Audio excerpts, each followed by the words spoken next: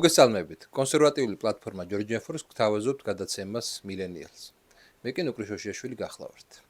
დღეს ჩვენ ვისაუბრებთ საგარეო პოლიტიკაზე. ზოგადად საქართველოს ისტორიაში ყოველთვის აქტუალური იყო საგარეო პოლიტიკა, დაწყებული, ძველი წელსაღრიცხვით იქაც საუბარი იყო პრომაული ვიქნებოდით თუ პროსპარსული. ბოლო 30 წლის განმავლობაში კიდე საუბარი არის იმაზე, რომ ვიქნებით პროდასავლურები თუ პრორუსები. ძირითადად ეს ორი ჯგუფი არის, მაგრამ ამ ბოლო დროს გამოჩნდა პოლიტიკური ძალა, რომელმაც ღია დააფიქსირა ნეიტრალიტეტის იდეა და ნეიტრალიტეტი ეს უკვე ახალი ხედვა მართლაც ქართულ პოლიტიკაში და ახალი კონცეფცია არის და სწორედ ამიტომ მოვიწვიეთ ბატო შაქარიშვილი, მადლობა რომ მოხვედი პირველ რიგში. შენ ხარ იმ პარტიის წევრი, რომელმაც პრინციპში გამოაცხადა ნეიტრალიტეტი და მოკლედ რას გულისხმობ ჯერ ეს ვთქვათ და მე გავშალოთ თემა. დიდი მადლობა მოწვევისთვის შენს ამ გადაცემათა ციკლში, რომელიც მინდა აღვნიშნო, რომ მოხარული ვარ, რომ ხორციელდება Georgia First-ის პლატფორმასთან ერთად. ეს არის კონსერვატიული პორტალი, რომელმაც ბოლო წლებში მნიშვნელოვანი როლი ითამაშა საზოგადოების ინფორმირებულობაში, იმიტომ რომ ეს არის პლატფორმა, პორტალი, რომელიც არ ექვემდებარება ლიბერალურ ცენზურას და მიუხედავად არაერთი შეტევისა, თავდასხმისა და შეზღუდვისა, მაინც ახერხებს, რომ სოციალურ მედიაშიც და ინტერნეტში მთლიანად მართალ ეს არის საკმაოდ ნიშური ვებგვერდი, რომელიც კონკრეტულად კონსერვატიულ, ევროსკეპტიკურ, მამხილებელ პოზიციებს, ავტორებს, პოზიციებს, იდეებს ხშირად გამომიყენებია ჩემ ანალიტიკაში. ავრცელებს. მიუხედავად ამისა, საკმაოდ შთამბეჭდავია მისი გავრცელების არეალი და ციფრები, ესე ვთქვათ, დაახლოებით თვეში 8 მილიონი ნახველი ყავს სოციალურ მედიაში და სტაბილურად 100,000 ვიზიტორი, უნიკალური ვიზიტორი უშუალოდ ვებ პლატფორმაზე.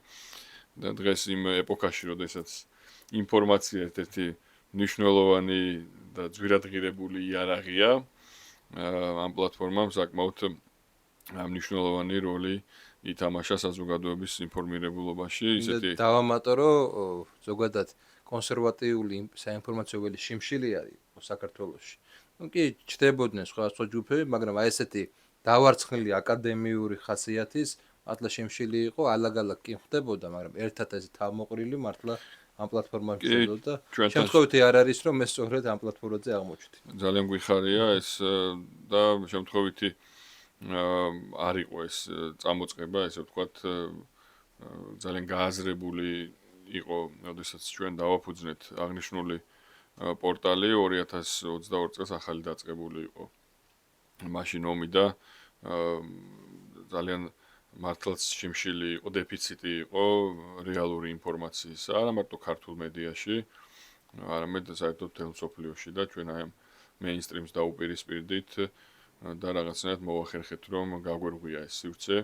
დღეს ყავს ძალიან ბევრი მკითხველი, ბევრი მომხმარებელი და ის რომ მათ შორის მილენიალი მაუწყებლობს და გადაცემათა ციკლი გადის ამ პორტალზე, ეს კიდევ უფრო აძლიერებს და კიდევ უფრო ზრდის მიზიდულობას მკითხველსა და მაყურებელში. ასე რომ მიხარია, რომ შენთან ვარ და დღეს მნიშვნელოვან თემებზე ვისაუბრებთ, იმიტომ რომ საერთოდ ეს ასე წარმოაჩინეს, ხო, თუ რაღაცა კითხვას მაინც დასვავდი ჯერ გარკვეული წლების წინ. იმასთან დაკავშირებით, რომ რამდენად არსებობს ალტერნატივა საერთოდ, ან რამდენად გვაქვს რეალურად შეფასებული, რას მოუტანს საქართველოს ევროკავშირში გაწევრიანება, რას მოუტანს საქართველოს ნატოში გაწევრიანება. ამაზე ვინმეს უსაუბრია? აი ამ ესე ვთქვათ, დოზით მაინც თუ დასვამდი კითხვას, ეს უკვე ნიშნავდა იმას, რომ გამზადებული იყო პრორუსის ქვეყნის მოღალატის მტრის იარლიყი და აი ამ რაღაცა დოგმების ფარგლებში ხდებოდა ამ საკითხის ჩატოვება და მეც მათ შორის ახლა ჩემი მასაკიდან გამომდინარე, როდის მომიწია სკოლის დამთავრება, როდის მომიწია უმაღლეს სასწავლებლში სწავლა, მეც კი საკუთარი თავიდან რომ დავიწყო, თქვათ, არ მქონდა იმდენი ინფორმაცია, არ მქონდა ასე გააზრებული, იმიტომ რომ პირდაპირ მზა ფორმულას გვაწვდიდნენ ჩვენ, იცით ეს არის წლები, როდესაც ჩაიდო უდიდესი ფული და შემუშავდა სისტემა, განათლების სისტემა ბჭყალებში, რომელიც იყო პირდაპირ მოწოდებული ინდოქტრინაციაზე და მოესწარი ხო ტვინის გამო ნატოს ისინი რო იყო კუთხეები სკოლებში და რაღაც უნივერსიტეტებში. კი და ამას პირდაპირ აი როგორც მზა ფორმულას, უალტერნატივო ფორმულას ისე გვაწვდიდნენ ჩვენ სკოლაშიც ბოლო წლებში და უმაღლეს სასწავლებელშიც და მეც მათ შორის გარკვეულწილად არათუ არჩევანი მქონდა გაკეთებული, უბრალოდ ვიცოდი რომ სხვა არჩევანი არ არსებობდა და ასე ხდებოდა მიწოდება უამრავი ახალგაზრდა ადამიანის ჩვენი თანამოქალაქე. ჟიჟექსა ეგეთი მომენტი რომ იდეოლოგია ეს კი არ არის რასაც გმობს, არამედ ის რასაც არ გელაპარაკება.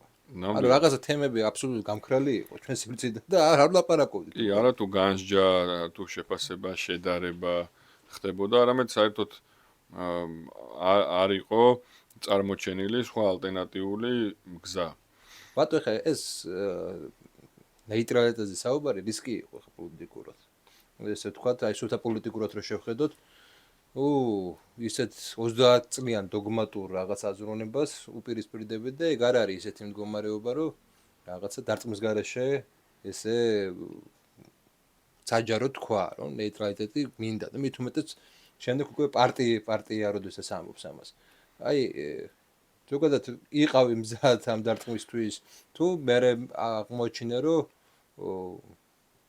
უბრალოდ აღმოჩინე რომ მოვიდა. პირველ რიგში ვიტყვი იმას, რომ სანამ პარტიას და იქამდე საზოგადოებრივ მოძრაობას ჩამოაყალიბებდით, როგორც ერთი რიგითი პოლიტიკურად და საზოგადოებრივად აქტიური ადამიანი, ამაზე სხვადასხვა პლატფორმის საშუალებით ლაპარაკობდი. ერთ-ერთი დიდი შეკრება იყო 30 აპრილს რესპუბლიკის მოედანზე, რომელიც საინიციატივო ჯგუფმა მოაწყო ზაზა პაპუაშვილის, გია გაჩეჩილაძე, უცნობის და სხვა პირების ესე ვთქვათ ინიცირებით.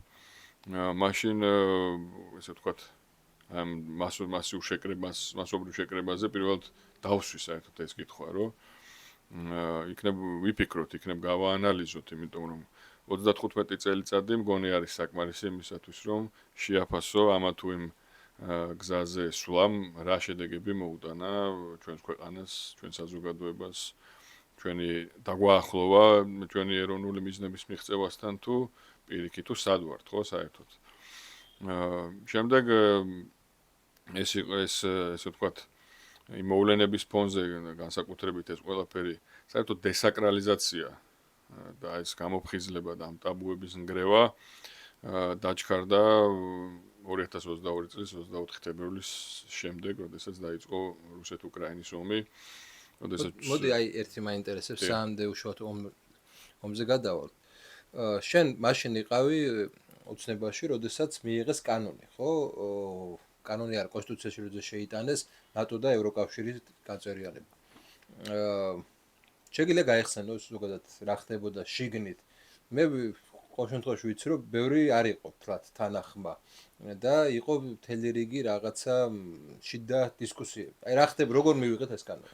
მე ეს კითხვა უკანასკნელ დებატებზე რუსთავი 2-ზე, რომელიც გაიმართა საგარეო პრიორიტეტებთან დაკავშირებით, ქართული ოცნების წარმომადგენლებსაც დაუსვი, რომ ქართული ოცნება დღეს უკვე ღიად აღიარებს, ამას აცხადებს, რომ იყო წლები, როდესაც ხელისუფლებას ქართული ოცნების გუნდს უწევდა გარკვეული ძალების ინტერესების გათვალისწინება სხვადასხვა გადაწყვეტილების მიღების დროს. და მე ვკითხე მათ იყო თუ არა მათ შორის 78 მუხლის გაჩენა საქართველოს კონსტიტუციაში, სწორედ აი ამ ერთგვარი კომპრომისის ნაწილი და ეს კითხვა დავსვი ასევე იმ კონტექსტში, რომ მინიმუმ კითხვებს აჩენს თუ არა ის, რომ დროში ერთმანეთს ემთხვევა ამ ჩანაწერის გაჩენა საქართველოს კონსტიტუციაში და უკრაინის კონსტიტუციაში. ერთ დროში. მართალი გითხრათ, მე მაშინ უშუალოდ ამ პროცესებში არ მონაწილეობდი, რადგან ვიყავი თბილისის საკრებულოს წევრი. ეს იყო 2016 წლის მოწვევის პარლამენტის მიერ წამოწყებული პროცესი, გულისხმობს საკონსტიტუციო, ფართო საკონსტიტუციო ცვლილებებს და მაშინ ჩვენ რეალურად ჩვენს პოლიტიკურ ცხოვრებაში მოხდა ძალიან დიდი და სახიფათო ნაღმის და ხელბორკილის დადება, ესე ვთქვათ, რაც არის ეს მუხლი, რომელიც მთელ სახელმწიფოს უზღუდავს თავისუფლებას რეალურად, უზღუდავს სუვერენიტეტს, უზღუდავს დამოუკიდებლობას და კონსტიტუციურ დოგმად წარმოუჩენს რომელიღაც კავშირში გაწევრიანებას, რომელიც თავისთავად არ შეიძლება იყოს ეროვნული მიზანი. იმიტომ რომ აი კონსტიტუციური ზოგადად გონი აი სუბტა კონსტიტუციონალიზმის კუთხიდან რო ავიღოთ რა, არ შეიძლება საგარეო პოლიტიკის მსგავსი ესეთი მიმართულება იყოს კონსტიტუციური. ეს შეიძლება იყოს რაღაც პოლიტიკის ნაწილი მესმის, მაგრამ აი სხვა ისტორიული პერიოდი დადგა. ნატო დაიშალა. მე რა ხდება? ხომ არ ეგ შეკითხვა. ნამდვილად იმ ხა ისტორია აჩვენებს, რომ ასეთი გაერთიანებები იქმნება, იშლება, მათ ბაზაზე რამე ახალი წარმოიქმნება, ან საერთოდაც ქრება საერთაშორისო პოლიტიკური ველიდან და საერთაშორისო ურთიერთობებიდან. ამის ჩაწერა და დამაგრება კონსტიტუციურ დოგმად ნამდვილად იყო შეცდომა და ჩვენ ამის მძევლები ვართ დღემდე. როდესაც საგარეო პოლიტიკაზე, საგარეო კურსზე, არჩევანზე ვსაუბრობთ, კარგია რომ დღეს მინიმუმ მსჯელობა მაინც იმართება და ჩვენც მათ შორის გვაქვს ჩვენი წვლილი რომ ეს დისკურსი შემოვიტანეთ და ამაზე საუბარი მიმდინარეობს და უკვე ისმის რომ არსებობს ალტერნატივა და ადამიანებს აქვთ შესაძლებლობა ჩვენი საუბრიდან მოისმინონ არგუმენტები, ასევე გაანალიზონ ის მოვლენები, რაც გაიარა ჩვენმა ქვეყანამ 50 წლის განმავლობაში, ასევე გავაანალიზოთ საერთაშორისო კონტექსტი და მართლაც ასე ეს არ არის ხო ისეთი საკითხი, რომელიც ასე შეიძლება გადაწყდეს. ამას სჭირდება ძალიან სიღრმისეული გააზრება, იმიტომ რომ ამაზეა დამოკიდებული ჩვენი ქვეყნის ბედი და ჩვენი ქვეყნის მომავალი. შესაბამისად, დღეს ჩვენი ერთ-ერთი მთავარი პრეტენზია ქართული ოცნების ხელისუფლებასთან არის სწორედ ეს, რომ ჩვენ ხედავთ ერთ ნაწილში ისინი ღიად აკრიტიკებენ ევროკავშირს, ისინი ამბობენ, რომ ნატო როგორც ასეთი უსაფრთხოების ხოლგა, რა თქმა უნდა, არ არსებობს.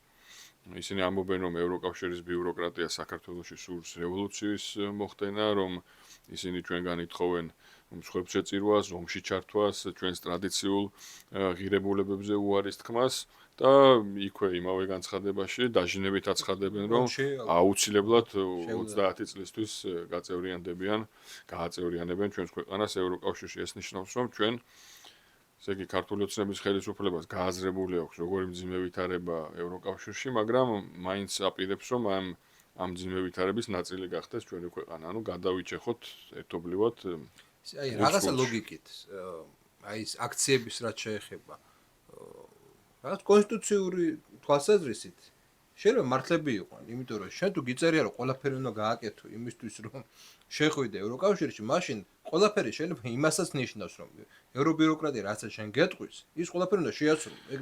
ეგრე სად არის თუ კონსტიტუციაში ესე გიწერია.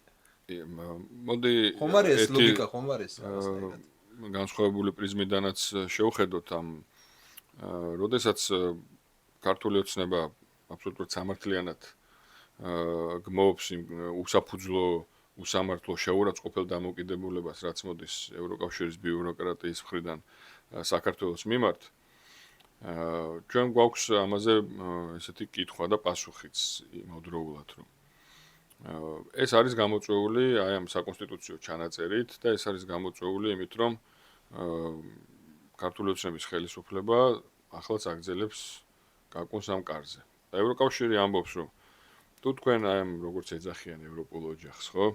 თუ თქვენ ამ ოჯახში შემოსვლა გნებავთ და ეს კონსტიტუციაში გიწერიათ და დეკლარირებთ და აცხადებთ და ყოველი თქვენი გამოსვლა ამით თავდება, რომ ეს ჩვენი ცივილიზაციური არჩევანია და ასე შემდეგ და ასე შემდეგ. მაშინ მე გეუბნებით, რომ ასეთია ჩემი წესები. მე აი ამ ოჯახში ამ წესებით ვცხოვრობ.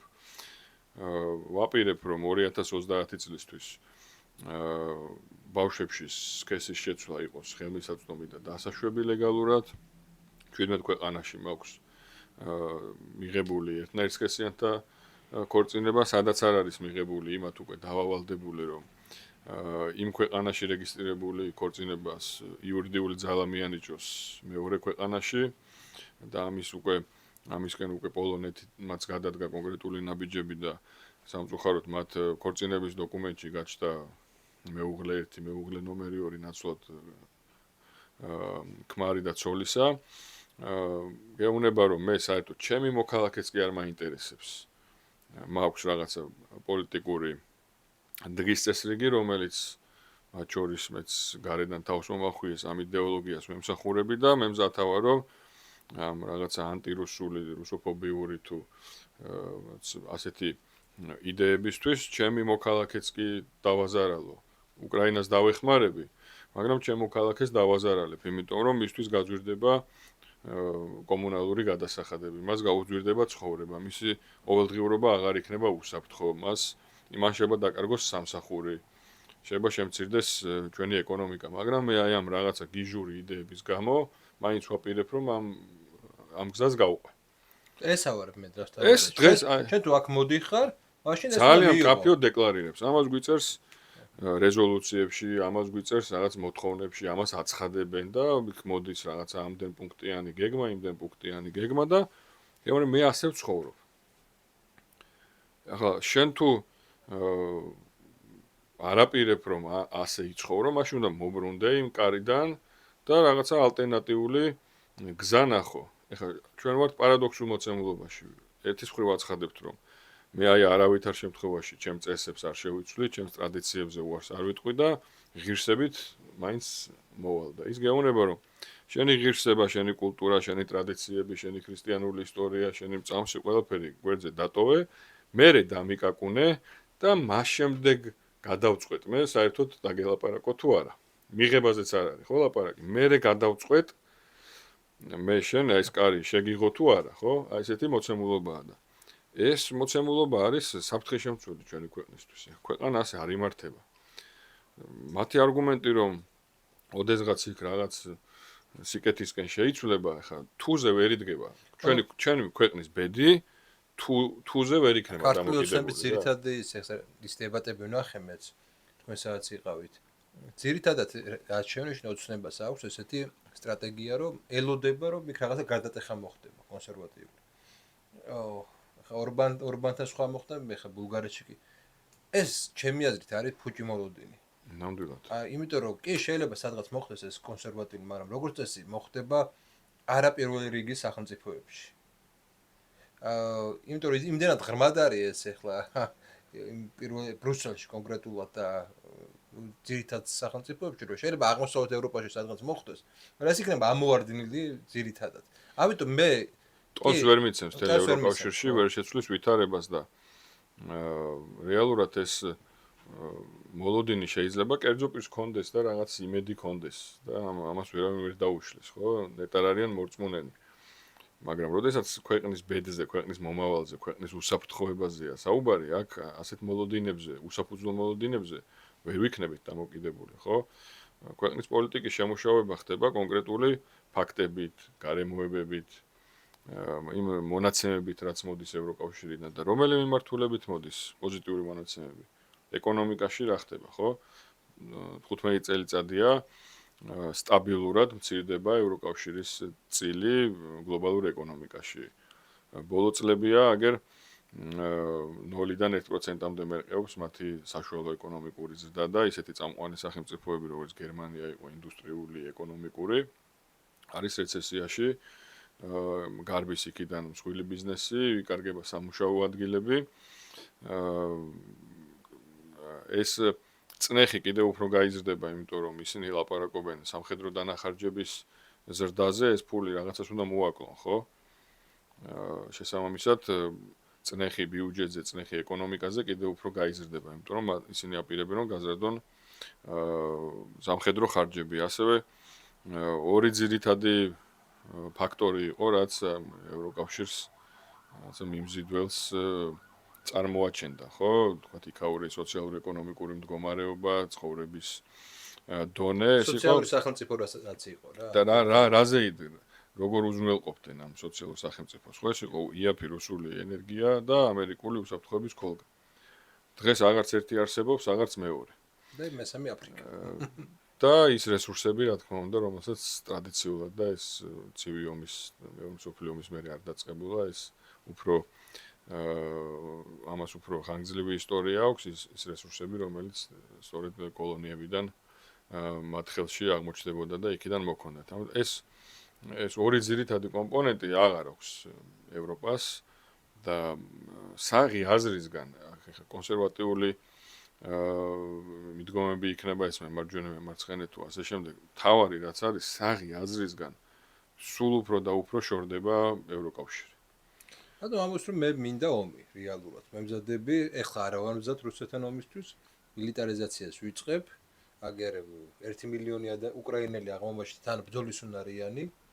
რატომ და შენ ეხლა ამ დროს თამაშობ რაღაცნაირად მართლა ნეიტრალიტეტს, ეხლა უცნობა თუ რამის თამაშობ ნეიტრალიტეტს თამაშობ სინამდვილეში და ესე არ გამოვა ჩვენთან ურთიერთობა. ამ ლოგიკით მე ევროკავშირის მესმის. თუ მე უნდა დავუპირისპირო და შენ ახარ ფრონტირი. თუ ჩვენ ამ შემოდიხარ, შენ ახარ საზღვარი რუსეთთან. ფორპოსტი უნდა იყოს. ძალიან მნიშვნელოვანი რამ აღნიშნე, ნუკრი, რომ დღეს ევროკავშირი ღიად აცხადებს, რომ ემზადება ომისთვის. ეს არ არის რაღაც ჩემი ან შენი დაკვირვების შედეგი, ამას დეკლარირებენ. ბიუჯეტიც ამაზე მოქმედებს. ამიტომ ესე ვთქვათ, ევროკავშირის გაყენება ნატოსთან მიმართებაში, რომ ეს არ არის რაღაც სამხედრო გაერთიანება და მილიტარისტული გაერთიანება, რომელიც არის დაკავშირებული უსაფრთხოების რისკებთან, ეს დღეს არ არელევანტურია, იმიტომ ევროკავშირი დღეს არის ომის მხარე. და შენ აცხადებ, რომ მივდივარ 30 წლისთვის, თან ზუსტად იმ თარიღისთვის, როდესაც ევროკავშირი ამბობს, რომ აი უკვე მზად ვიქნები, რომ გაუმკლავდე რუსეთს, ხო და დაუპირისპირდე და იქამდე აგერ უკრაინის ომს მთელი ძალისხმევა იხარჯება იმაზე, რომ არათუ მშვიდობა დამყარდეს, არამედ ომი გაგრძელდეს. გახანგრძლივდეს და მისი საზღვრები გაიზარდოს. და ამბობ, რომ შენ გაწევრიანდები ისეთ ბლოკში, რომელიც ღიად ემზადება რუსეთთან ომისთვის, რომელიც არის შენი მეზობელი, რომელსაც აქვს ოკუპირებული ჩვენი ქვეყნის ტერიტორიები, ორი რეგიონი და რომლის ჯარიც დგას, აი როდესაც მივდივართ დასავლეთისკენ ავტობანზე, შეუიარაღებელი სპეციალური ტექნიკის გარეშეც, შეუიარაღებელი თვალით შეგვიძლია დავინახოთ ნახევარსაათში საქართველოს ნაწილად არის გაყოფილი. რუსული სამხედრო ბაზები. აი ამ კონტექსტით გათვალისწინებით, რომ დაჟინებით კვლავ აცხადებ, რომ აი ამ ბლოკისკენ მიისწრაფი, რა თქმა უნდა, ეს არის ძალიან სახიფათო მოცემულობა და ეს აღარ არის ნეიტრალიტეტთან მიმსგავსებული და მიახლოებული პოზიცია ქართული ოცნების. ქართულ ოცნებას გარკვეულმა მოცემულობამ, მართლაც რა თქმა უნდა, სწორმა პრაგმატულმა პოლიტიკამ და ამას არავინ არ უკარგავს, არც ჩვენი პარტია და არც ქართული საზოგადოება, მოახერხა მშვიდობის შენარჩუნება და არ გახდა ფორპოსტი, არ ჩაერთო, არ გახსნა მეორე ფრონტი. მაგრამ ეხლა ახალი ეტაპი გვიდგება. ამ ყველაფერს სჭირდება, რომ იყოს მყარი, იყოს სტაბილური, იყოს პროგნოზირებადი და ჩვენგან არ ელოდენ და არ ისმოდეს მუდმივად ის, რომ სწორედ იმ ბლოკებში ვაპირებთ გაწევრიანებას, რომელიც არის ომში და დაპირისპირებაში რუსეთთან. გარდა იმ სხვა სოციალურ-ეკონომიკური თუ ღირებულებითი მდგენელისა, რაც დაკავშირებულია ევროკავშირში ინტეგრაციასთან, ხო, რაზეც ვისაუბრეთ. იქ არავინ ჩვენი სუვერენიტეტით, ტრადიციებით, ღირსებით არ გველოდება. ბატონო, ერთი შეკითხვა მაქვს. შენი აზრით შესაძლებელია თუ არა ისე მოგვარება ამ ნეიტრალიტეტით, რომ ევროკავშირთანაც დავალაგოთ ურთიერთობა. თუ ეგ პრაქტიკულად შეუძლებელია? ჯერ საერთოდ ევროკავშირის მომავალი არის ძალიან ბუნდოვანი, როგორც ასეთი მისი გაერთიანების ინფორმით და ინფორმაციით, რითიც დღეს არსებობს, მაგრამ ის საერთოდ აღარ არის საერთაშორისო პოლიტიკის აქტორი. სუბიექტი აღარ არის. მის კონტინენტზე მიდის ომი, სადაც უამრავ ფულს დებენ, საკუთარ მოსახლეობას ჯიბიდან ფულს აცლიან და უკრაინის ომში მიაუთ და ისე ხდება იქ რაღაცა მოლაპარაკებები, რომ საერთოდ იმ მოლაპარაკების მაგიდასთან ახლოსაც არ არიან, ხო? ევროპული სახელმწიფოების ლიდერები და ევროკავშირის ბიუროკრატიის წარმომადგენლები. რეალურად ისინი მთლიანად არიან დაქვემდებარებული ამ ოლიგარქიული ოჯახების დღის წესრიგს და მმართველობას. იქ არის კლასიკური აგენტოკრატია, აი რო ავიღოთ, აი ჩვენი აი რა ვიცი ვის შევადო ნინო ლომჯარია რომ იყოს ახლა გერმანიის საგარეო საქმეთა მინისტრი, კანცლერი და ასე შემდეგ. აი ამ ასეთი კლასისგან NGO კლასისგან არის დაკომპლექტებული მთლიანად ლიბერალური კლუბი. ლიბერალური კლუბია, აბსოლუტურად დაცლილი ყოველგვარი შინაარსისგან, საზრისისგან, პოლიტიკური ხედვისგან და პირდაპირ იმართებიან ერთი ცენტრიდან, რომელმაც ევროპა მთლიანად არა მარტო ევროკავშირი როგორც გაერთიანება, არამედ ევროპა, ცალკეული ევროპული სახელმწიფოებიც ძალიან დააზიანა და დააზარალა. მაგრამ ცალკეულ ქვეყნებთან და თუნდაც ჩვენ გულშემატკივრობ ევროკავშირის გადარჩენას. ჩვენ რაღაც წარმოგვაჩენთ, რომ ჩვენ მტრები ვართ ევროკავშირისთან, რომელიმე ცალკეული ევროპული სახელმწიფოს. რა თქმა უნდა, ეს ასე არ არის. ჩვენს ინტერესში შედის, რომ ევროკავშირი გადარჩეს, ევროპა გადარჩეს, ევროპული სახელმწიფოები გადარჩენ. ისინი იყვნენ, მათი ეკონომიკა იყოს ძლიერი, ისინი იყვნენ მსყიდველუნარიანები. იმიტომ რომ ჩვენი ინტერესიც დაკავშირებადობის კუთხით, რომელიც არის და სადაც აქეთ მეორე მხარეს უდიდესი ქვეყნებია, უდიდესი წარმოებელი ქვეყნებია, ვინც პროდუქტს ქმნის, პროდუქტს აწარმოებს, ნავთობ რესურსები აქვთ, სხვა მინერალები აქვთ, რომელსაც მოიხმარს ევროკავშირი, ხო? ევროკავშირმა რომ პროდუქტი შექმნას, რო ავიღო თქვათ 10 მინერალი, 90% აქედან უნდა წაიღოს. შესაბამისად და გარდა სხვა პროდუქტებისა, რაც პროდუქტისა და საქონელისა, რაც ჩინეთიდან, შუა აზიიდან უნდა მოხდეს ევროპის ტერიტორიაზე, ამიტომ ეს ჩვენი ფუნქცია დაკავშირებადობის ჩვენი ბუნებრივი ფუნქცია რაც არის, აი ღმერთისგან ნაბოძები ჩვენი გეოგრაფიული მდებარეობა, ის ინტერესი, რომელიც ჩანს აქეთან მხრიდან, ჩინეთის მხრიდან, შუა აზიის ქვეყნების მხრიდან, აზერბაიჯანის მხრიდან, ჩვენ გვიზრდის იმის შესაძლებლობას, რომ ჩვენი ნეიტრალური სტატუსი არა მარტო დავაინტერესოთ, არამედ არა მხოლოდ ჩვენი ინტერესი იყოს, არამედ მათი ინტერესიც გახდეს, რომ ქვეყანაში უნდა იყოს სტაბილური ვითარება.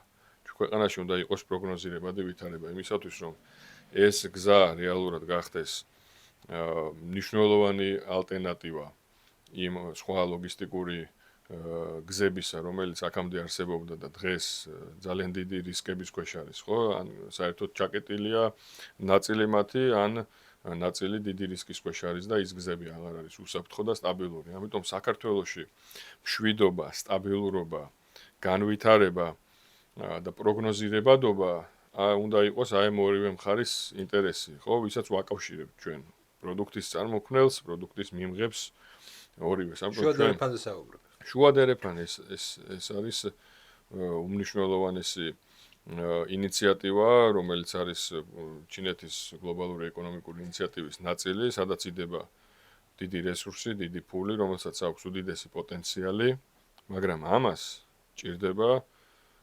პროგნოზირებადობა, სტაბილურობა და არავის არც ერთ ჩვენს პარტნიორ მეზობელ უფრო ფართო გაგებით დიდ სახელმწიფოებს არ უნდა ქონდეთ მოლოდინი, რომ საქართველოს ერთ დღესაც აღმოჩნდება ისეთ სამხედრო პოლიტიკურ ბლოკში, რომელიც არის ომში. რაც იმას ნიშნავს, რომ აქაც საქართველოს გადაიქცევა ომის პოლიგონად და ის გზა, ის მიწოდების ჯაჭვი დაირღვევა. ამიტომ ეს არავის ინტერესში არ შედის. ამიტომ ვაცხადებთ ჩვენ, რომ აბსოლუტურად რეალისტურია, რომ საქართველოს ნეიტრალიტეტი გახდეს ასევე აი ამ დიდი მოთამაშეების, დიდი სახელმწიფოების ინტერესი და აქ მოიძებნოს სწორედ ბალანსი მათი ინტერესების. რომ საქართველოს იყოს ადგილი, სადაც მოხდება მათი თანამშრომლობა, მათი დაკავშირება, მათი შეხვედრა, რაც არის ჩვენი შეიძლება ითქვას ბუნებრივი ფუნქციაც. არის მეორე მომენტი და ამაზე შენც იყავ იმ დებატებში, გერჩი როდესაც იყო. აი გეკითხებიან ესეთ რაღაცას, ეხლა პერეფრაზირებას მოვახსნა გერჩი შეკითხვის. აი რუსეთი დაგოსხვა თავს, ვის ვურეკავთ? გახსოვს ეს შეკითხვა.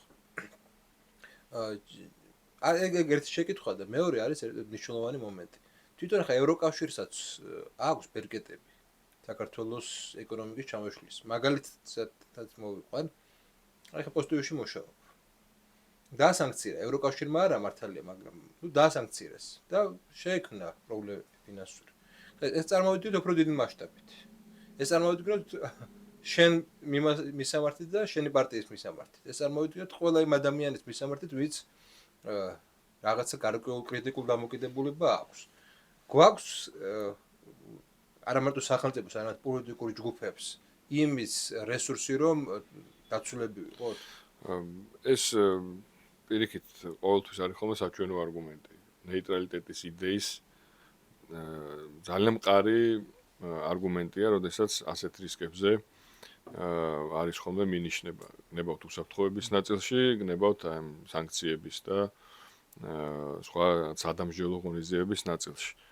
სწორედ ნეიტრალიტეტი უზრუნველყოფს იმას, რომ ასეთი საფრთხეების წინაშე არ დადგეს ჩვენი ქვეყანა, არ იყოს მხოლოდ ერთ მიმართულებაზე ჩამოკიდებული და დამოკიდებული და მარტივი კონტრშეკითხვა არის, ახლა რუსეთი იქნება თუ სხვა მხრიდან რაიმე სამხედრო რისკი და რა თქმა უნდა ყველაზე რეალისტური თქვათ არის ეს სწორედ ჩრდილოეთიდან დღეს ვინ გვიცავს დღეს ვისგან ვართ დაცული 2008 წელს ვისგან ვიყავით დაცული ვისი ქოლ გაგვეჭირა უსაფრთხოების როდესაც 2008 წლის ომამდე რამდენიმე თვით ადრე გითხეს რომ საქართველოს აუცილებლად გახდებოდა ნატოს წევრი ქვეყანა 18 წელიწადი გავიდა მას შემდეგ საქართველოს არ არის ნატოს წევრი ქვეყანა საქართველოს უსაფრთხოებას არავინ არ უზრუნველყოფს არავინ ასეთ გარანტიას არ იძლევა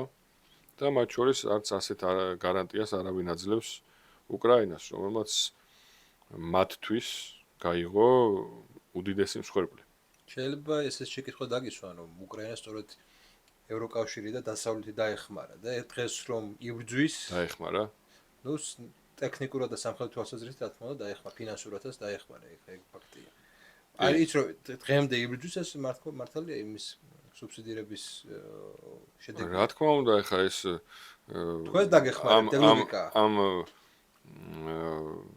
warmongers ეგრეთ წოდებული ვინც ამ ომის უკან დგას და ის ძალები და მათი თვალსაჩინო წარმომადგენელი ლინცი გრემი ღიად ამბობს სენატორი ლინცი გრემი იცის კარგად ჩვენმა მაყურებელმა ვინც არის ის ღიად ამბობს რომ ეს არის ყველაზე გამართლებული ინვესტიცია თუ კი რამე ოდესმე ჩაუდიათ ესე იგი ხდება მათი ინტერესების დაწინაურება და იღუპებიან უკრაინელები თუ ამას დახმარებას უწოდებთ კი რა თქმა უნდა ფინანსურად ეს ომი ძალიან დიდი თანხები დაჯდა ეს თანხები მიდის სად მიდის სამხედრო სამრეწველო კომპლექსში ტრამპმა ეს ღია თქვა რომ ეს ჩვენ ბიზნესად ვაქციეთ მას შემდეგ რაც გაპრეზიდენტდა და მისი დაპირება იყო რომ 24 საათში ომს დაასრულებდა ნაცვლად ამისა ის დღეს ამბობს რომ ეს ბიზნესად აქცია და ევროკავშირს ეუბნება რომ კი ბატონო მოკიდით ამ იარაღს თქვენ გააგზავნეთ ის უკრაინაში და რა თქმა უნდა ეს იარაღი არის იწარმოება და შემდეგ იყიდება იმ ჯგუფების ხელით და ეს ფული მიდის იმ ჯგუფების ჯიბეში, როგორც არის BlackRock და სხვა დიდი კორპორაციები, რომლებიც ამ ოლიგარქიული ოჯახების საკუთრებას წარმოადგენენ, ხო? და ხედავთ, რომ ლარი ფინკი ჩდება უკრაინასთან მოლაპარაკებების საკითხში, რომელიც არის BlackRock-ის აღმასრულებელი დირექტორი, ის ასევე დაინიშნა დაოს ეკონომიკური ფორუმის დირექტორად, ანუ არის ერთ-ერთი ადამიანი, რომელიც განასახიერებს ამ ოლიგარქიულ ოჯახებს და deep state-ს, რასაც ჩვენ ვეძახით, რომელიც ძალიან ფართო ქსელია. გვარდიანშიც იყო სტადია, ბორის ჯონსი რო ჩავიდა უკრაინაში და რო ჩაშალა მოლაპარაკებები, მერე დაფინანსება მიიღო სამხედრო ინდუსტრიული კომპლექსისგან. კი, ამაზე საუბრობდა აიზენჰაუერიც, ამაზე საუბრობდა კენედიც, რომ არსებობდა რისკი იმისა, რომ ეს სამხედრო სამრეწველო კომპლექსი გაბატონდებოდა მთელი ქვეყნის შიდა თუ საგარეო პოლიტიკაზე და დღეს რეალურად სწორედ სამხედრო სამრეწველო კომპლექსი deep state-ი მართავს მთლიანად ამერიკულ პოლიტიკას და ევროკავშირის პოლიტიკასაც. ლიბერალისტვის ეს ომი არის ჯვაროსნული ლაშქრობა რუსეთის წინააღმდეგ. ლიბერალისტვის აი რუსოფობისთვის ხო ეს ამობის ნაწილი უნდა იყოს საქართველოს ეს მაგრამ შეიძლება ესე პირდაპირ არ ამბობს მაგრამ მაინც ამბობს ეს გამოსვის საბოლოო ლიბერალს ხო სამშობლო არ აქვს ლიბერალი ხო რაღაცა უნივერსალური პოლიტიკური პროექტია ხო ლიბერალს არ აქვს სამშობლო რა არის სოფლიო მოქალაქეა რა და ლიბერალიზმია მისი სამშობლოც მამაც დედაც ღმერთიც ყველაფერი აგერ არის ომი რა და მოდი წავიდნენ რა და იქ იომონ იმ ჯვაროსნულ ომში უკრაინის ფრონტზე და საქართველოს ჩვენს ქვეყანას ჩვენი ქვეყნის უსაფრთხოებით თამაშს თავი დაანებო. თუ ისინი მათ არანაირი კავშირი ბმა ჩვენს ქვეყანასთან ისინი არ აღიქვამენ როგორც სამშობლოს. ის მათთვის ეს არის ასპარეზი, სადაც ბედის უკუმართობით ალბათ ასე ფიქრობენ, გაჩნდნენ, იმიტომ რომ უნდათ რომ ჯორჯიის შტატში გაჩენილიყვნენ და არა საქართველოში. აქ არაფერი არ მოწონთ, ჩვენ არ უყარვართ. არ მოწონთ ის კულტურა, ტრადიცია, ღირებულებები, რითიც ცხოვრობთ, ამას უპირისპირდებიან და წავიდნენ რა. მაგრამ ამ მცირე ჯგუფების ხუშტურზე, რა თქმა უნდა, ჩვენი ქვეყნის უსაფრთხოება ვერ შევწირავთ. და ერთ-ერთი ხა თვით პირადი შეწირვა, პირადი თავგანწირვა არის ყველას უფლება. მაგრამ ისინი გვეუბნებიან, რომ მთელი ქვეყანა უნდა შეწირონ. ჩვენ უნდა ვიომოთ, ჩვენ უნდა ვიბრძოლოთ, ჩვენ უნდა დავიხოცოთ, ჩვენ უნდა დავეცეთ, მაგრამ ისინი მერე ვიცით რა როგორც იქცევიან ხო? უკრაინაში კანონი მიიღეს, სადაც NGO-ში თუ ხარ, არ მიდიხარ ფრონტზე. უბრალოდ ფრონტზე კი ჯარში არ მიდიხარ. ფრონტი გაქვს ზოგადად. კი, აქაც ასე არ არის, ახლა რომელი არის მეომარი, ვიცით ხო, მათი მთავარი იარაღი რაც არის წასვლა საოკუპაციო ხაზთან და უკანალის ჩვენება რა. ეს არის ყველჯერადი აქტი. ეს მათ თელ სამხედროებას გამოხატავს. 2008 წელს ვნახეთ, როდესაც პოლიტიკური გუნდი, რომელმაც ამ ავანტურაში, ამ ტრაგიკულ ომში გახვია ჩვენი ქვეყანა, თვითონ მთავარსარდალი გაიქცა და მთელი პოლიტიკური გუნდი სხვადასხვა ჩვენს სამხრეთ საზღვრებზე იყო მიმდგარი მანქანებით და გარბოდა ჩვენი ქვეყნიდან. ასე რომ მათ არ მივცემთ იმის უფლებას, რა თქმა უნდა, საშუალებას, რომ ჩვენი ქვეყანა ფრონტად გადააქციონ, ჩვენი ქვეყანა ომში გახვიონ, იმიტომ რომ მათი დამოკიდებულება ასეთია ქვაქვაზე უდარჩენია, უბრალოდ ისინი რამენაირად დაბრუნდნენ ამ ქვეყნის ხელისუფლებაში და ჩვენი ქვეყანა მოახმარონ სხვის ინტერესებს. მაშინ ჩდება მეორე შეკითხვა. და უფრო ისეთი ალბათ პრობლემური შეკითხვა არის, რას უშვებით რუსეთს ამ ნეიტრალიტეტის თეორიას. რუსეთი არ არის ის ქვეყანა, რომელიც მაინც და მაინც არ ერიდება სხვის ტერიტორიების მითვისებას, ესე ვთქვათ, ხო? რას უშვებთ, რას თავაზობთ რუსეთს იმისთვის, რომ საქართველოს ნეიტრალიტეტი მიიღოს? ჩვენ ვიღაცები გეტყვიან, აი 21 წლის მაგალითს მოგიყვანეთ. აი ეს არ არის რელევანტური მაგალითი. ვიცი, მაგრამ ეს ისტორიულადაც დამახინჯებულია. საზოგადოებაში ეს აზრი ტრიალებს, მაგიტომ არის, რომ სულ იმასთან მიდის შედარება, რომ მაშინ საქართველოს ნეიტრალიტეტი გამოაცხადა, თუმცა არ გამოუცხადებია, სხვანაირად იყო იქ. მაგრამ მაშინ რუსეთი შემოვიდა. ეხლაც რო გამოაცხადოთ, ეხლაც რუსეთი შემოვა. ეგ ლოგიკა არის განვითარებული. მოდი ასევე პირიქით დავსვათ კითხვა, რომ რისკები სად უფრო მაღალია, როდესაც ჩვენ შევდივართ, ვაკაკუნებთ იმ სამხედრო ბლოკში გაწევრიანების კარზე, რომელიც მასთან დღეს პირდაპირ ღია ომშია. თუ როდესაც ჩვენ ვაცხადებთ ნეიტრალიტეტს, როდესაც კაფიოთ ვამბობთ, რომ ჩვენი ტერიტორიული მთლიანობის, ჩვენი ქვეყნის გამთლიანებას განვიხილავთ მხოლოდ მშვიდობიანი გზით, კაფიოდ ვაცხადებთ, რომ ჩვენი ქვეყანა არ გახდება დიდი ძალების დაპირისპირების პოლიგონი, როდესაც არა მარტო რუსეთს, არამედ სხვა სახელმწიფოებს თავაზობთ, რომ ჩვენი ქვეყანა იყოს მათი ინტერესების ბალანსის ადგილი და არა დაპირისპირების ადგილი. და ასეთი ადგილები მსოფლიოში ფაქტობრივად აღარ არის. შვეიცარიაც კი, რომელიც ყველაზე ტრადიციულია, ყველაზე ხანგრძლივი ნეიტრალიტეტის ქვეყანაა და რომელიც არა მათი პოლიტიკური არჩევანი და საგარეო პოლიტიკის ნაწილი, არამედ ეროვნული, ესე ვთქვათ, იდეა არის, ხო? ყველაზე ხანგრძლივი ისტორია აქვს ნეიტრალიტეტის იქაც კი მოხდა ხელყოფა ნეიტრალიტეტისა და ამას დიდი წინააღმდეგობა ჰქონდა მათ შორის იქ ტრადიციულ პარტიებში, რომლებიც არიან ამ იდეის დღესაც აქტიური და მყარი მხარდამჭერები. დღეს აღარ არის ასეთი სივრცეები, იცით რომ პოლიტიკური მიზანშეწონილობიდან მათი პოლიტიკური ინტერესიდან გამომდინარე მოხდა ფინეთის და შვედეთის ნატოში გაწევრიანება და საქართველოს აქვს ეს ბუნებრივი ადგილმდებარეობაც, მისი მთლიანად რეგიონის ადგილმდებარეობა, ჩვენი კონტექსტი, დაკავშირებადობა, ეკონომიკა, რომელიც დღეს ყველგან წინა პლანზე მოდის, ხო? თუნდაც აი სამშვიდობო მოლაპარაკებები რო ავიღოთ, გნებავთ ირანის კონფლიქტი თუ რუსეთ-უკრაინის კონფლიქტი, ამერიკის მხარეს იქ ბიზნესმენები წარმოადგენენ, ხო? დიპლომატებიც კი არათუ სამხედროები და პოლიტიკური ხელმძღვანელობა და დიპლომატები, არამედ ბიზნესმენები ლაპარაკობენ ერთმანეთში. ეს არის თავარი ინტერესი დღეს ვაჭრობა, ეკონომიკა, ბიზნესი, რესურსები, დაკავშირებადობა და გვაქვს ჩვენ შანსი რომ ეს ჩვენი აქტივი და ამ აქტივის სრულყოფილად ათვისება მოვახერხოთ. ამაში გვიჭერს ჩვენ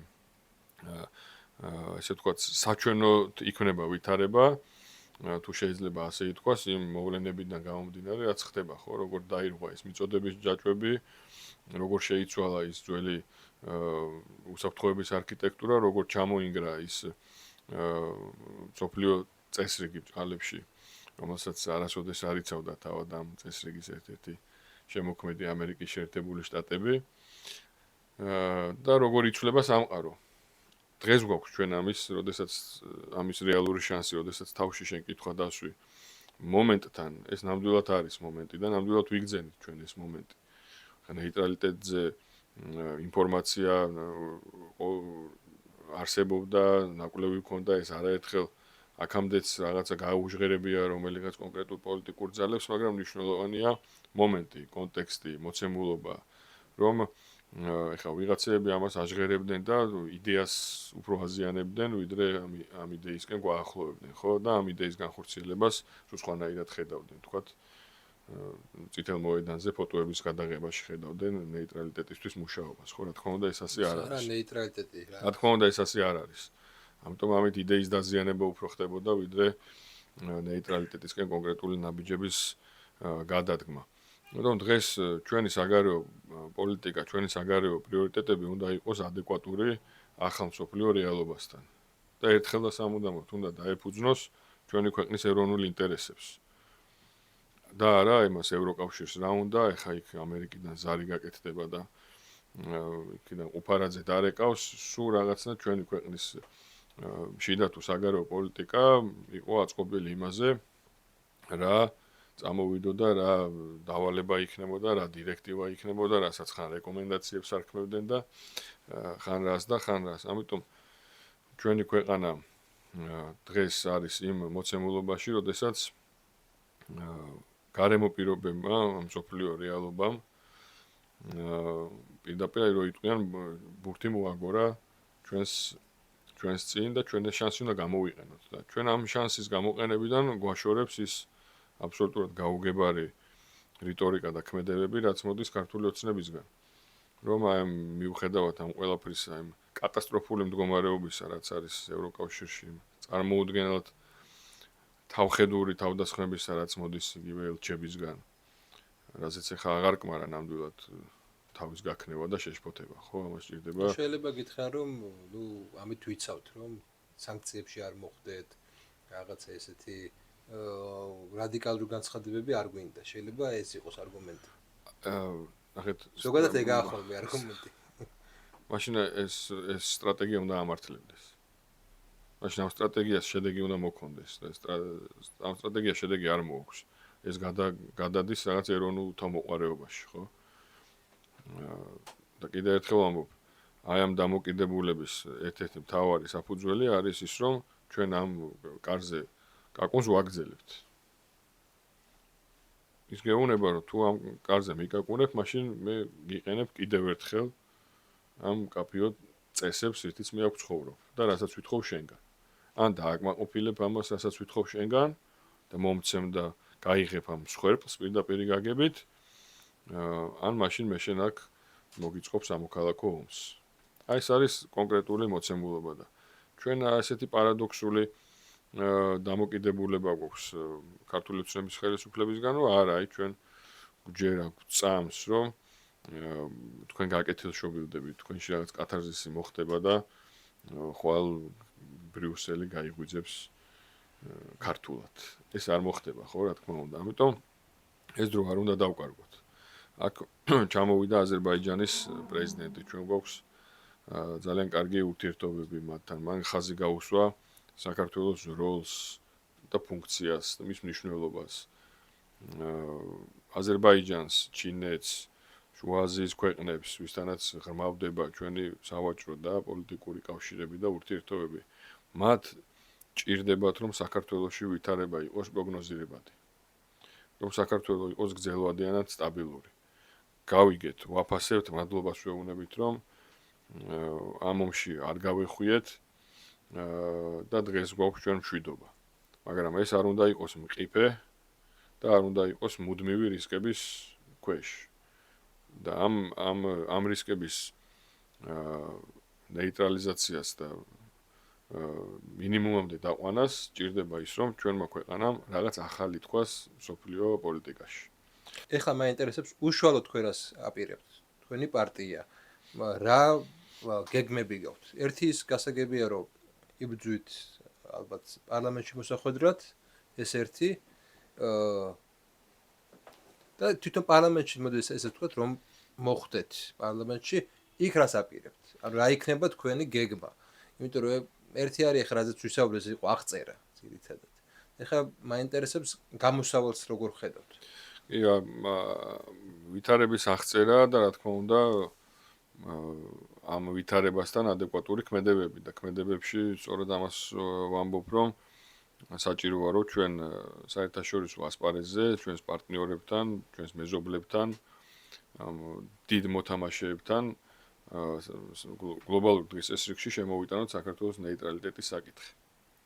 და ნაცვლად იმისა, რომ ჩვენი საგარეო საქმეთა სამინისტრო, ჩვენი პოლიტიკური ისტაბლიშმენტი ამ საკითხის გატანაზე და ამ საკითხის აქტუალიზაციაზე მუშაობდეს, ჩვენ ისევ ნატოსა და ევროკავშირს გავიძახით, ხო? ნუ ხელისუფლებას გულისხმობ და ქვეყანას საბოლოო ჯამში. რაღაცა ვაღიაროთ, რომ საგარეო საქმეთა სამინისტროს კადრები ძირითადად პრინციპში ლიბერალური და აგენტურის ნაწილია პირდაპირ, რა თქმა უნდა, ხა ყველას არ გულისხმობ და კეთილსინდისიერი და პატრიოტი ადამიანები არიან, მაგრამ ვინც განსაზღვრავს და ვინც ამ ყველაფრის ესე ვთქვათ 10 წლეულებია უკვე აი ამაში შეიზარდა ესე ვთქვათ, ხედავთ ხო, ეხლა ათეულობით დეპარტამენტის დირექტორებმა, ელჩებმა ხელი მოაწერეს საქართველოს ხელისუფლების დამხობას, კონსტიტუციურ გადატრიალებას და მსხვერპლს და უბედურებას და ომში გახვევას, ხო? ელჩები სხვათა შორის. ელჩები ნაცვლად იმისა, რომ ჩვენი ქვეყნის ინტერესებზე მუშაობდნენ,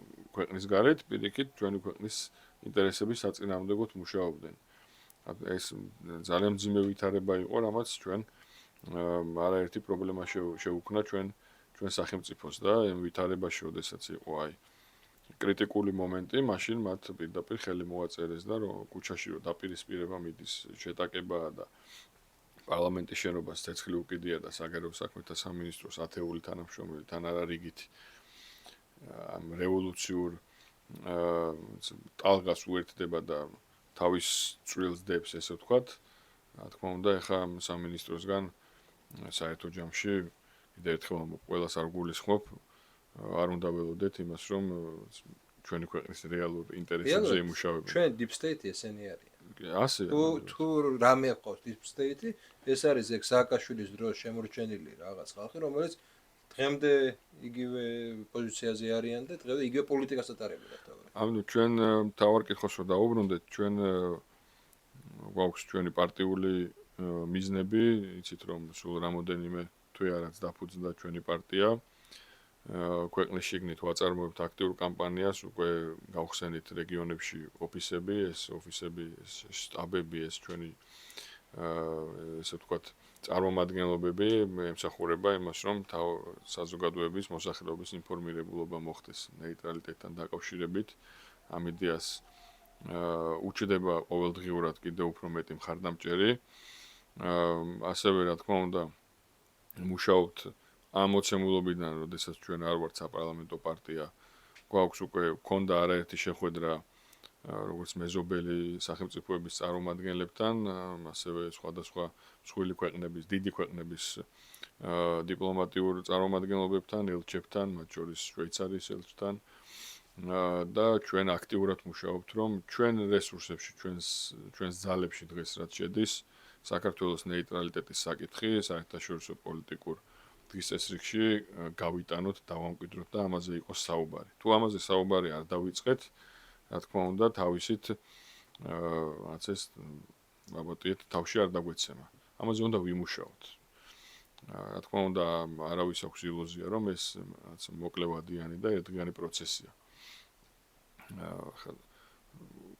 ხშირად ამ იდეის კრიტიკოსები ამბობენ, რომ მხოლოდ ძლიერი ეკონომიკის ქვეყნების ფუფუნება ნეიტრალიტეტი. და არის აბსოლუტურად პირიქით.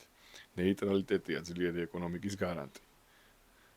შესაბამისად, ჩვენ პირიქით გვასაღებენ, ხო? თუ გვინდა რომ ძლიერი ეკონომიკა გქონდეს, თუ გვინდა რომ უფრო მაღალი უსაფრთხოება გქონდეს, რა თქმა უნდა, ამისთვის არის ნეიტრალიტეტი და არა პირიქით. თუ უსაფრთხოება მაქვს, რაღაც მინდა ნეიტრალიტეტი. შვეიცარიული ბანკები სწორედ იმიტომ იყო ეგეთი, რომ ნეიტრალური იყო. რა თქმა უნდა, მესამე რაიხი იქნებოდა თუ მოკავშირე, ყველა მან დინახავდა. აბსოლუტურად პრიმიტიული გაგება არის და ესეთი მსუბუქი რაღაცა მიდგომით და ზედაპირული დამოკიდებულებით, რომ არა, სადგამო, არა, ნეიტრალიტეტი არ იქნება, იმიტომ რომ ძლიერი ეკონომიკის ქვეყნების ფუფუნები. პირიქით არის, პირიქით ნეიტრალიტეტზე დგას ის ძლიერი ეკონომიკები და ნეიტრალიტეტი არის სწორედ საქართველოს კონტექსტშიც ერთადერთი გარანტი, რომ ჩვენ გქონდეს ძლიერი ეკონომიკა.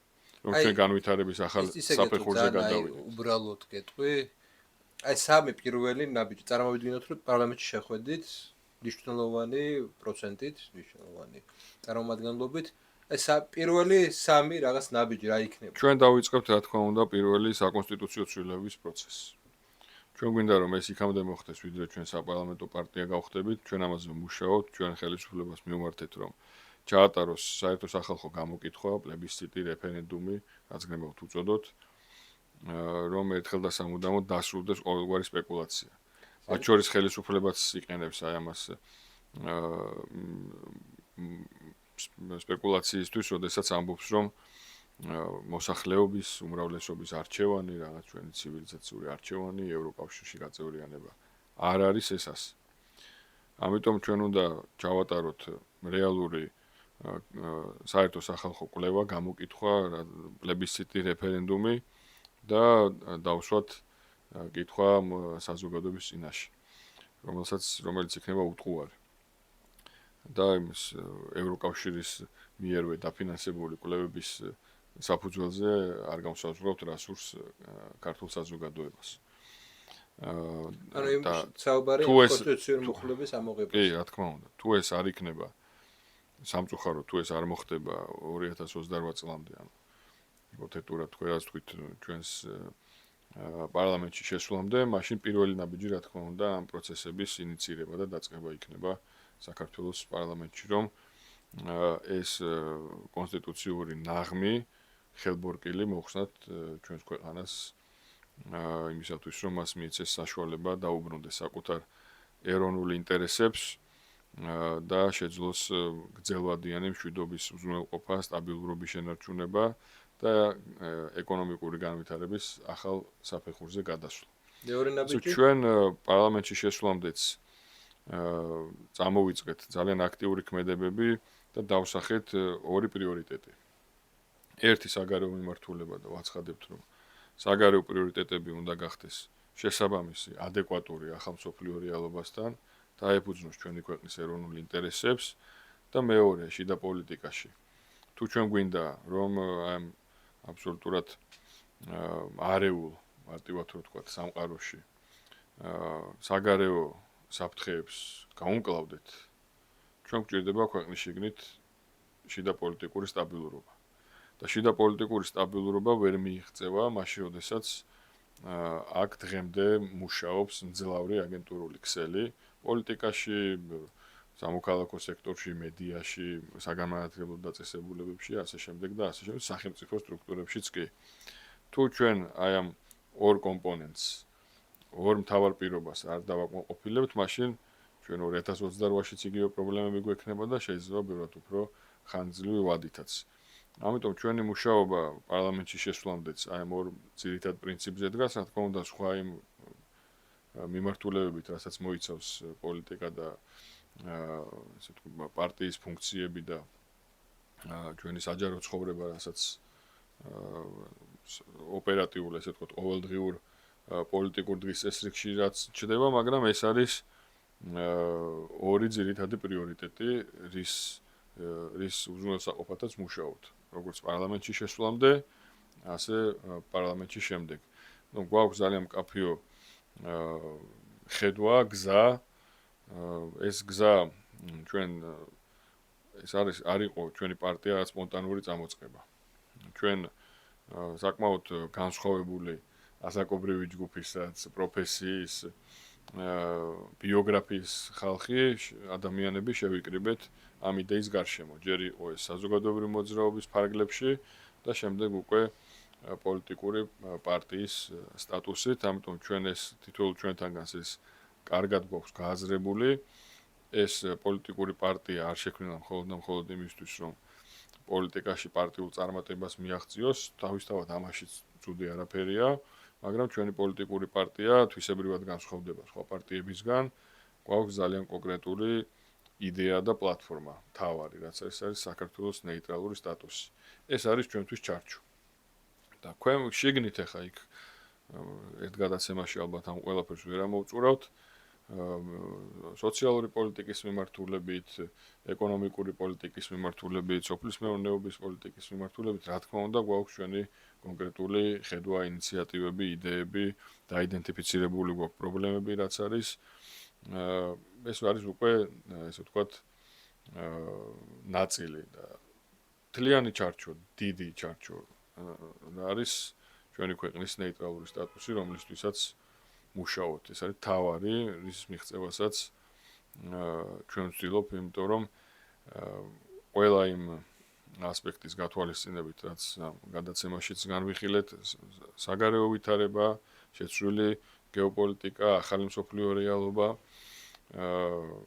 ეს ყველაფერი კიდევ ერთხელ გვარწმუნებს, რომ ამ იდეას საქართველოს კონტექსტში არ აქვს ალტერნატივა და თუ ჩვენ გვინდა რომ გრძელვადიანი იყოს, მყარი იყოს და არ ამყიფე ის მშვიდობა, რომელიც არის ერთ-ერთი ყველაზე ძვირფასი მონაპოვარი დღეისათვის, ამისთვის ჩვენ გვჭირდება ნეიტრალური სტატუსი. ეს იქნება რეალური სიახლე და რეალური შეთავაზება ყველასთან. მეზობლებთან, ვისთანაც კონფლიქტში ვართ, ვისთანაც გაგვიფუჭდა ურთიერთობები სამწუხაროდ, არა ჩვენს გამო, არამედ მათივე დამოკიდებულების გამო. საერთოდ თუ გვინდა რაიმე გადატვირთვაზე იქნება საუბარი, თუ განახლებაზე, თუ აღდგენაზე, თუ ასე შემდეგ, ამისთვის არის რომ შენ რაღაც ახალი შესთავაზო იმ მოთამაშეებს, რომელიც ნუ ხა აღიარებულია, რომ მათ გააჩნიათ ძალა და მათ აქვთ გავლენა გლობალურ პოლიტიკაში. ისე არ შემოგთავაზებენ ეგ ეს ფაქტი. შენ უნდა დააყენო საკითხი. შენ უნდა რაღაც ახალი თქვა.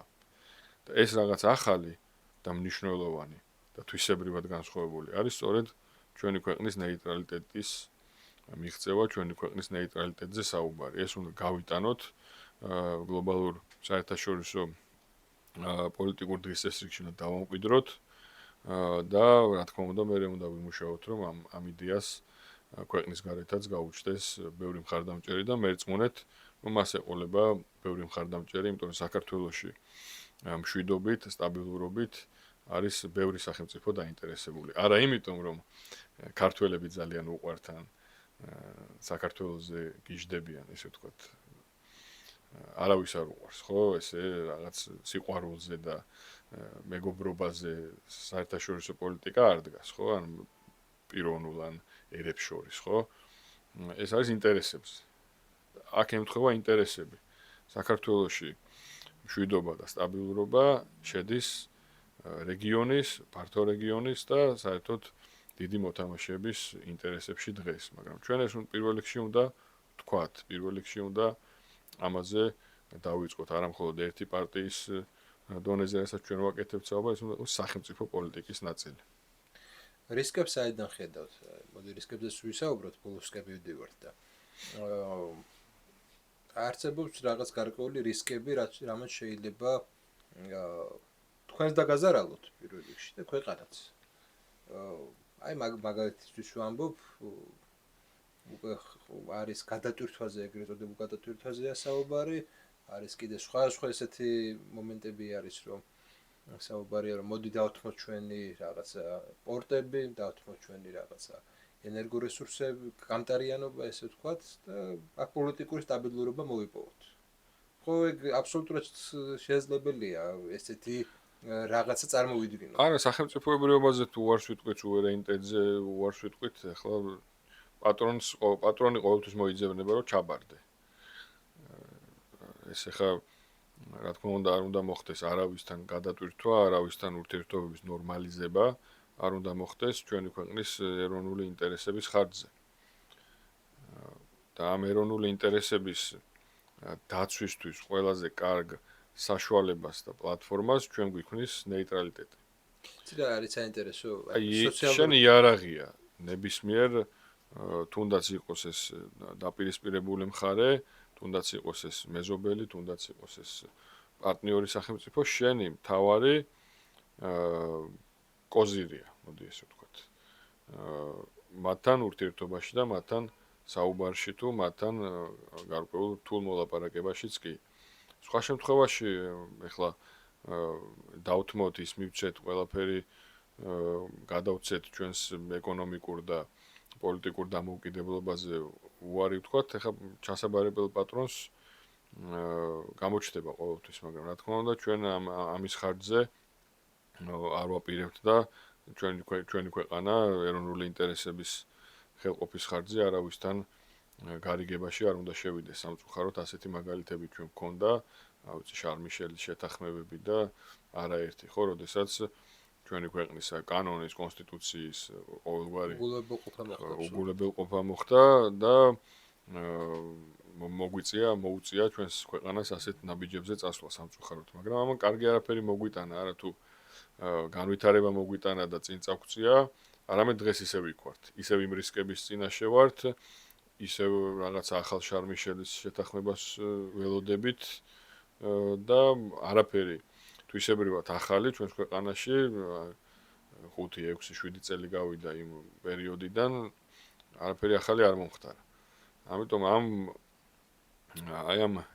მოჯადოებული წრის გარღვევისათვის ჩვენ გვჭირდება ნეიტრალიტეტი. ჩვენ გვჭირდება ეს თემა იმისთვის, რომ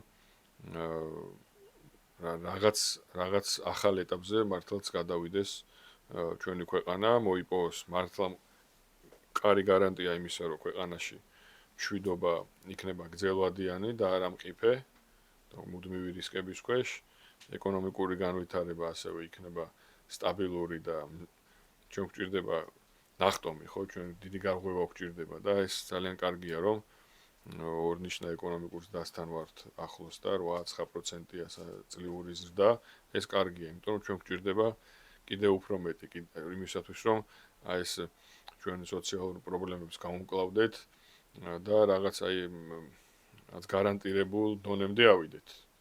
ხო არის რა ვთქვათ, ვის უნდა 20,000 თქვათ, რაც თამაში და არის იქ გარანტირებული თანხა, რომლის შემდეგაც იქ რაც არ უნდა მოხდეს, ამას არ ჩამოწდა. აი ასეთ ეტაპამდე გვაკლია რამოდენიმე ნაბიჯი რომ მივიდეთ და აი ხა ამას ჩვენ არა თუ უახლოვდებით, არამედ ვჩორდებით, იმიტომ რომ ისევ იგივე აბსოლუტურად არაადეკვატურ საგარეო პოლიტიკას ვაწარმოებთ, ასევე ქვეყნის შიგნითაც ჩვენ ვითხოვთ უფრო მკაფიო ნაბიჯებს, დროში გაიწელა კოლექტიური ნაცმოძრაობის აკრძალვა, აგენტურის განდევნა ჩვენი საზოგადოებრივი პოლიტიკური ცხოვრებიდან. ეს უკმაყოფილებას იწვევს. დრო არ ითმენს, იმიტომ რომ ახლა არის კონკრეტული